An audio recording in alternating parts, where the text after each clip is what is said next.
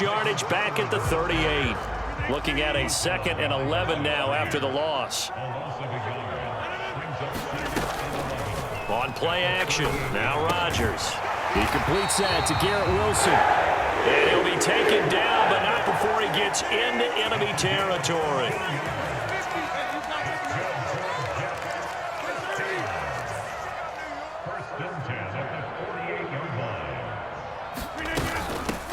The first carry now for Dalvin Cook. Down to about the 45. Give credit to the defense for stringing that play out, and they gave up no cutback angle. You know he was trying to dart through. No place for him to go. A nice job there, only giving up a 3-yard gain. Ball spotted at the 45. Here's a 2nd and 7. Not liking the look. They'll change the play. On 2nd down, it's Cook again. And he's going to take this down close to a first down at the Browns' 39. A gain of 3 last play. This time they double it and pick up 6. That was a good run, and it got to the 2nd level. And what I mean by that is that's where the linebackers usually play. First level being the defensive front, last level being the secondary. But the strong safety position ended up making the tackle. And oftentimes we call them a hybrid. Combination defensive back, combination linebacker. We saw the linebacker make the stop. This will be play number 7 on the drive. 3rd and a yard. They'll run with Carter. And he gets it to the 34. Good enough for the first. And 5 yards on the play there as the drive will continue. Plenty of things to talk about here, partner, but to me, their defense gave up a touchdown on the first drive. How about how they're responding, coming back? That's a big 3rd down pickup to keep their drive alive. From the 34 now, here's 1st and 10.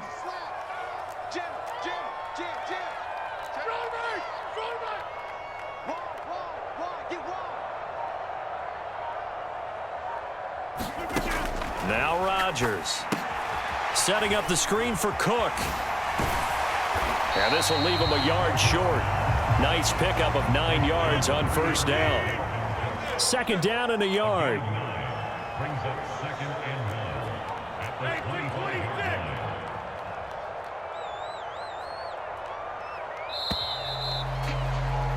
After 1, 7-0 on EA Sports.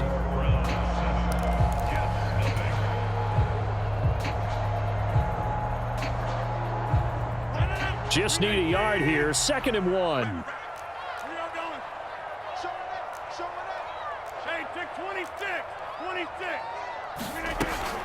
Out of the gun, they run it with Hall. And he's able to get it to the edge of the red zone at the 20-yard line.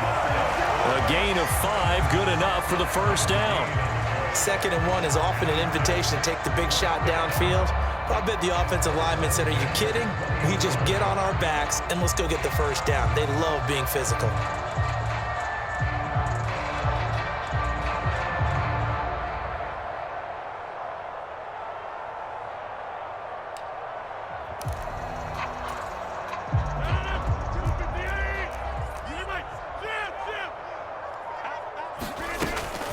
Carter straight ahead.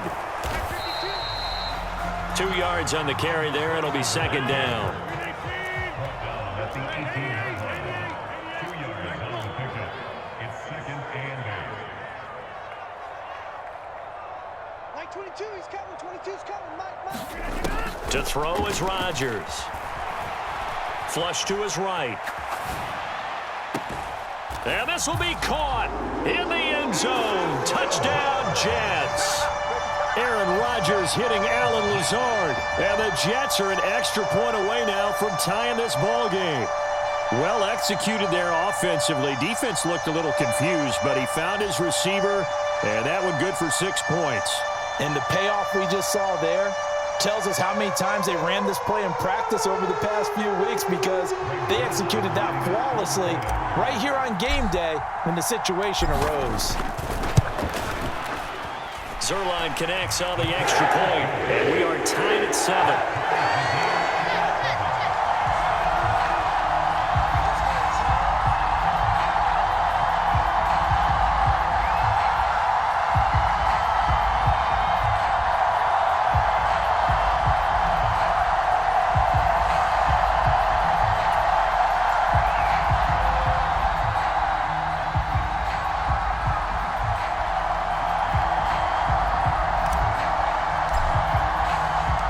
Each team's had it. Each team has scored. 7-7 here as the kick's away. On the return from his end zone is Grant. And they'll get him down right around the 25, actually the 26 officially, so a net gain of 1 there.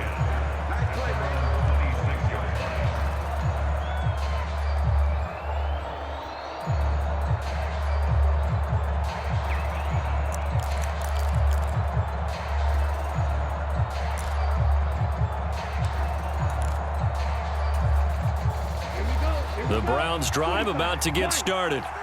So both of these teams, Charles, coming off touchdowns now, but this offense, they just had to stand on the sideline, watch their opponent offer a really impressive drive to reach the end zone.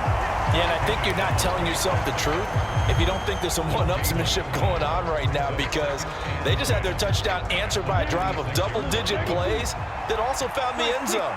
Now they want to do something even more impressive to answer that one. And they run the option on second down. And he gets this one just shy of the 40. They'll mark him down at the 39. A really nice effort that time. 12 yards on the keeper, picking up the first. Well, he is certainly dangerous when he spots a lane, and he keeps it himself there. Worked out well. And how about the moving parts on a play like this? You know you have to practice it over and over because it's almost like a ballet that has to be choreographed. But how about once he made the decision to go, he committed to it and went. Let's face it, most teams are going to defend the running back much more than the quarterback on that type of a play. And he takes this up right near the 45-yard line. Second down and 4. A 6-yard pickup brings up 2nd and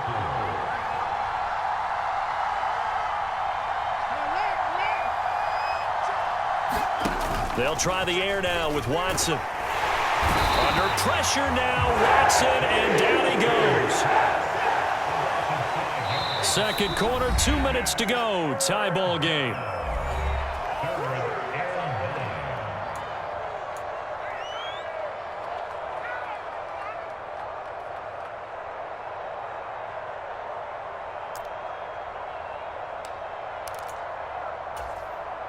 Here's 3rd and 9.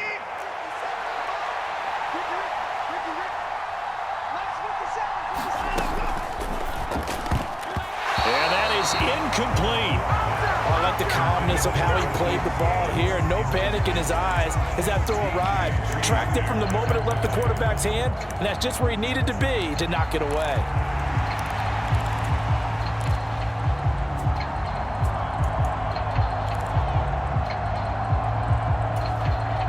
Watson going to stay out there as they'll go for it on 4th.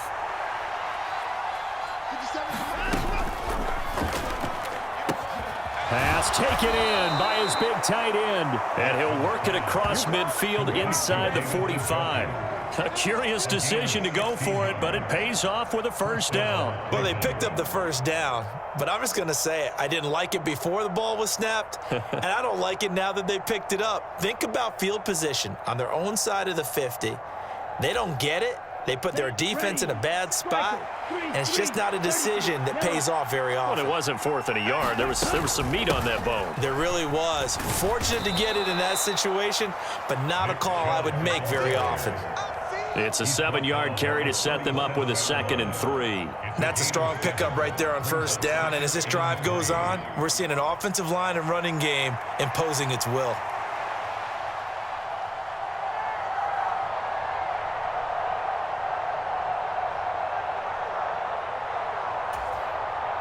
Creeping up on a minute to play in this first half.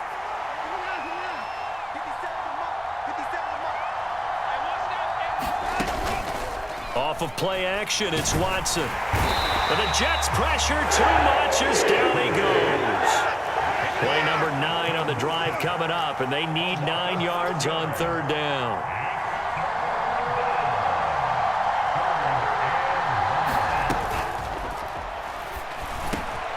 That is caught, and he gets it inside the 35 and just shy of the 30. Now the Browns will use the first of their 3 timeouts as they stop it with 19 seconds to go in half number 1.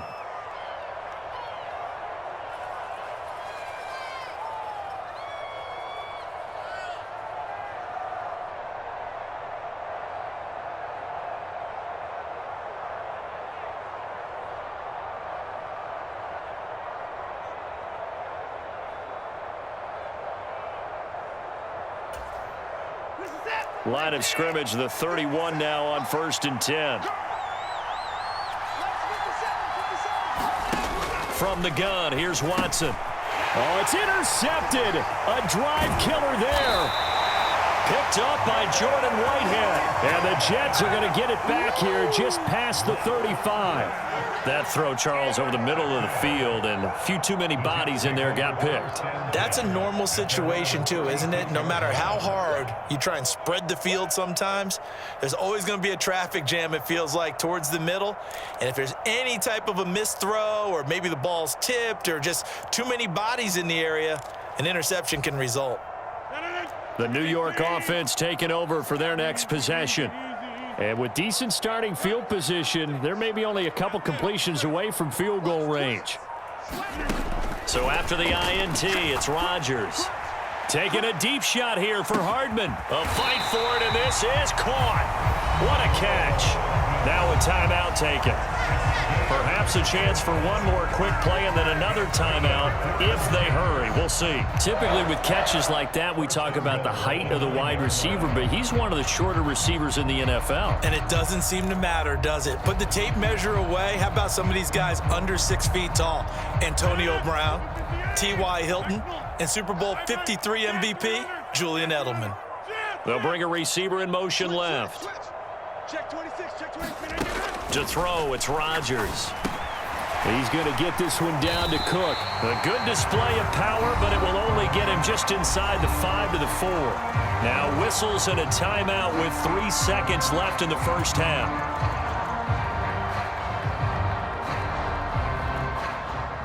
Second and goal from inside the 5.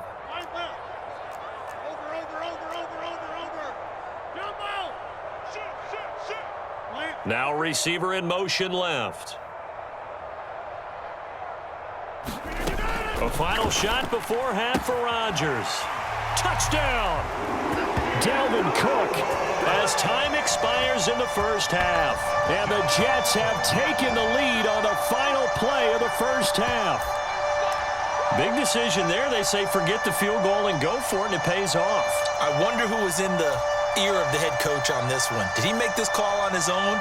Or maybe the analytics coach got involved. And a lot of times you talk about that all week before the game. Hey, if we're in certain situations, analytics actually says do it this way, which might be against the norm. And it paid off for them in a really nice way. Cashing in and there on the final play of the first half.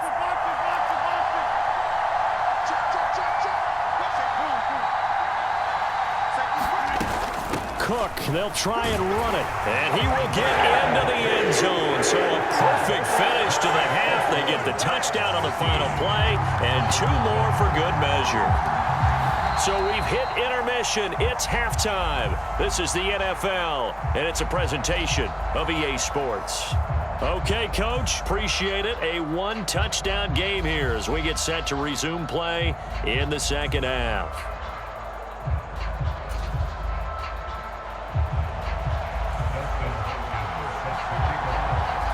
And the Jets set to receive this third quarter kickoff, and they have the lead as well as we are underway in the second half.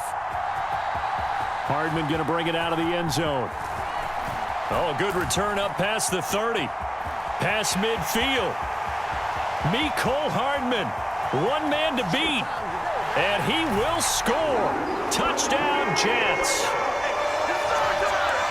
And you've used the phrase with me before, pressing the kicking game. What exactly does that mean? Because they did it there. It means focusing on it, all aspects of it, because it's the third part of the game. Offense, defense, special teams. If you press the kicking game, create an advantage, make a big play, it often leads to victory.